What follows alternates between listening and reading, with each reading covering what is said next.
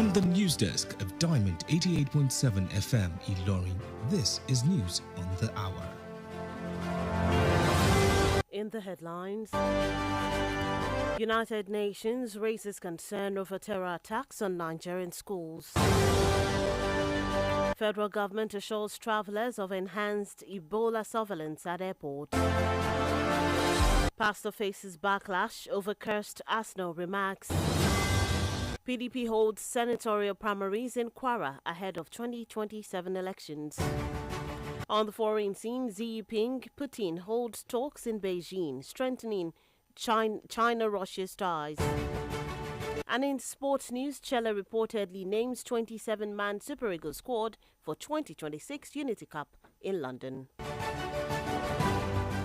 Good afternoon and thank you for staying with us in Diamond 88.7 FM Ilorin. This is the news on the hour. I am Bisola Oduwole Sulieman. We'll bring you details of the news after this break.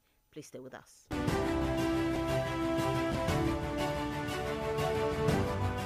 See, Weto is from our tribe and we have the same religion. So we have to protect our own. Our tribe isn't corrupt. I beg you, leave now our Peking. Wait, stop and think. Do you realize that the impact of corruption and careless decisions by that clansman or family member of yours doesn't know tribalism or nepotism? Let's hold everyone accountable for a better society and country. If you see something, say something to the right authorities. This message is reaching you from Diamond 88.7 FM, Ilorin.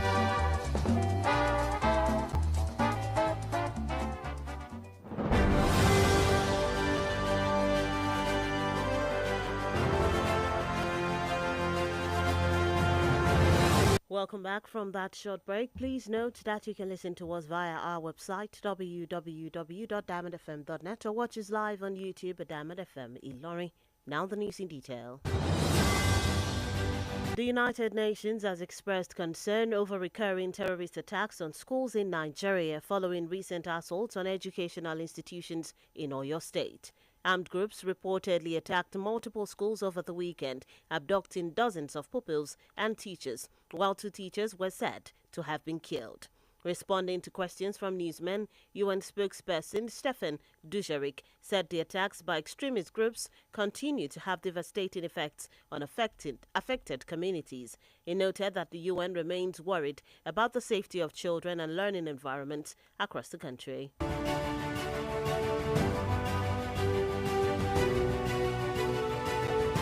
The Nigerian Air Force has intensified its offensive against terrorist groups in the northeast, carrying out coordinated airstrikes on suspected insurgent hideouts in Adamawa and Borno states. The operations targeted Bukar Meram in the southern Tubuns and Chikide in the Mandara Mountains under the air component of Operation Hadinkai. According to a statement issued on Wednesday by the Director of Public Relations and Information, Air Commodore Ehime Jotame, the strikes were conducted on May 19, following credible intelligence and confirmatory intelligence, surveillance, and reconnaissance missions. The NAF said the missions identified terrorist logistics hubs, structures, and assembly points concealed within the enclaves. The force disclosed that several terrorists were neutralized during the operation, while planned attacks were disrupted and logistics facilities destroyed. The federal government, through the Federal Airport Authority of Nigeria, FAN, has assured travelers and stakeholders of heightened Ebola virus disease preparedness across the country's international airports, following reported outbreaks in parts of Central Africa. The agency said preventive measures have been strengthened to safeguard public health and maintain safe airport operations. In a statement issued on Wednesday by FAN's Director of Public Affairs and Consumer Protection, Henry Agbebire, the authority said it is collaborating with the Nigeria Center for Disease Control and Prevention, Port Health Services, and other relevant agencies to intensify passenger surveillance, especially for travelers arriving from high-risk regions. FAN said passengers are currently being screened for Ebola-related symptoms, while suspected cases would be isolated immediately for further medical checks in line with national and international health protocols.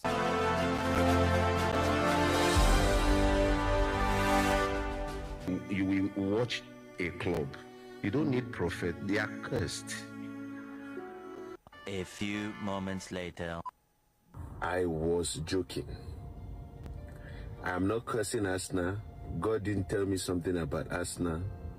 It was just normal banter that I make with Arsenal fans in my church.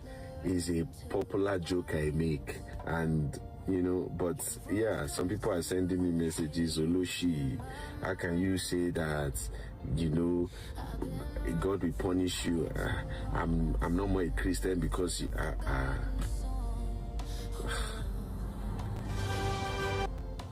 The comments sparked outrage among football supporters and social media users, many of whom accused the pastor of using the pulpit for unnecessary football banter. Several users on X criticized the remarks, with some demanding a public apology. Following Arsenal's title triumph, Lawal released an apology video saying his earlier comments were intended as banter. He congratulated Arsenal fans and jokingly encouraged women to date Arsenal supporters, while also inviting fans to a special Thanksgiving service to celebrate the club's success. Still on the local scene, a chieftain of the People's Democratic Party (PDP) in Kwara State, Amir Alege Abdul Baki, has described the recent All Progressives Congress (APC) senatorial primary election in the state as full of lies and irregularities. He made the allegation while featuring on Diamond FM's political program, Bawa Dasi, on Tuesday. Amir questioned the credibility of the exercise, pointing to what he described as inconsistencies in Kwara Central's senatorial primary results. According to him, Senator Sulieman Mustafa earlier stated that he was not contesting for the Kwara Central senatorial seat, but was instead focused on the governorship race. Yet his name was still announced in the senatorial primary results, with 0 votes. He further stated that Governor Abdurrahman Abdulrazak emerged as the winner of the Kwara Central senatorial primary election. Amir maintained that the development raises serious concerns about transparency and internal democracy within the APC in Kwara State. Moving on from that story, the People's Democratic Party in Kwara State has announced that the senatorial primary elections for Kwara North, Kwara Central and Kwara South will hold today in line with the party's approved timetable and guidelines ahead of the 2027 general elections.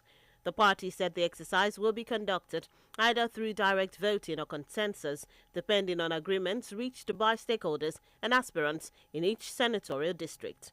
It urged members across the state to participate by trooping out to the award collation centers, noting that only registered members with valid party membership cards will be allowed to vote.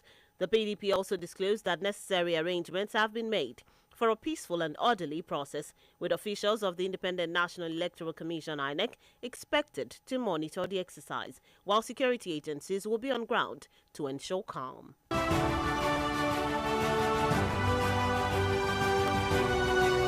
Still on the political scene, the Arumeta Development Association has rejected the alleged endorsement of Ambassador Yaya Seriki as the preferred candidate for the 2027 governorship election in Kwara State, warning the ruling All Progressives Congress (APC) against what it described as self-sabotage. The group said any attempt to produce another governor from Kwara Central after Governor Abdurrahman Abdulrazak's 2-term tenure would be unfair to Kwara. The news on the hour is reaching you from Diamond 88.7 FM in Loring. We take a short break now. When we return, we'll bring you foreign and sports news. In foreign news, Xi Jinping, Putin hold talks in Beijing, strengthen China-Russia ties. We'll bring you that story after the break and many others. Please stay with us. Before the break, we brought you local stories. Now we move on to the foreign scene. In foreign news, Chinese President Xi Jinping and Russian President Vladimir Putin have held high-level talks in Beijing, with both leaders signaling a deepening strategic partnership and warning against what he described as a return to global law of the jungle. The meeting, held at the Great Hall of the People, began with ceremonial honors as both leaders received a military band and exchanged handshakes on a red carpet. In their opening remarks, Xi and Putin emphasized growing cooperation in trade, politics, and global security, describing bilateral relations as stable and resilient despite external pressure. Putin highlighted strong momentum in economic cooperation and described China-Russia relations as a model for modern international relations, while Xi praised what he called an unyielding relationship and expanding political trust. Still in foreign news, Somaliland has announced plans to open its first embassy anywhere in the world in Jerusalem, marking a major diplomatic milestone following its formal recognition by Israel. The move signals strengthening ties between both sides while drawing renewed global attention to Somaliland's disputed status. The announcement was made by Somaliland's ambassador to Israel, Mohammed Hage, who confirmed that the embassy will be located in Jerusalem, while Israel plans to establish a reciprocal diplomatic mission in Gaza. Israeli Foreign Minister Gideon Sa'ar welcomed the development, describing it as a step forward in bilateral relations and support for Jerusalem as Israel's capital. And that's it on the foreign scene. Moving into the world of sports, 2026 Unity Cup defending champions Nigeria will begin their title defense with a 27-man squad announced by head coach Eric Chell ahead of the tournament scheduled for 26th to 30th May 2026 in London. Chell's list includes 27 players, blending overseas professionals, NPFL-based talents, and several new call-ups such as Zadok Abu Yohana, Femi Aziz, and Owen Oseni. Established stars including Wilfred Ndidi, Moses Simon, Terem Murphy, and Raphael Onyedika also make the squad as the coach continues his rebuilding process by integrating experience with emerging talent. The invitational competition staged at the Valley will also feature India, Jamaica, and Zimbabwe. Still in sports news, the Nigeria Squash Federation has stepped up preparations ahead of the 2026 World Junior Team Squash Championship scheduled to hold in Ontario, Canada from July 20 to July 31. The Federation says it is optimistic about Nigeria's participation in the global junior event organized by the World Squash Federation. President of the Federation, Wilson Egberipo, confirmed that training programs have been intensified as Nigeria aims to field a strong squad comprising 4 male and 4 female players. He said the selection process is designed to ensure balance, depth and competitiveness across both categories ahead of the championship. And that's it in the exciting world of sport. With that, we've come to the end of the News on the Hour for today. But before we go, here is a recap of the major highlights. United Nations raises concern over terror attacks on Nigerian schools. Federal government assures travelers of enhanced Ebola surveillance at airports.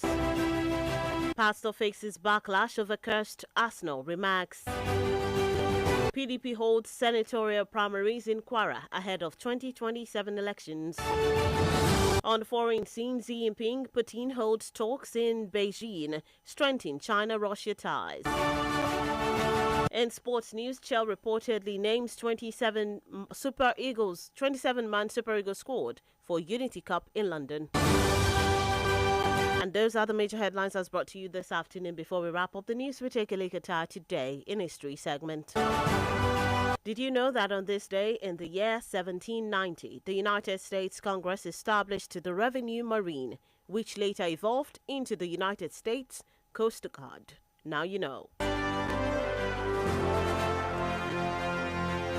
For news coverage and information about happenings around you, kindly contact the Diamond FM newsroom number 091 606 27526 091 606 27526. Join us at 3 p.m. for the news flash and at 5 p.m.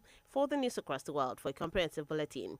Don't forget to log on to our website www.diamondfm.net to keep up to date with us from any part of the world. You can listen to us via Radio Garden or download our app on Google Play Store and iOS App Store, Diamond FM.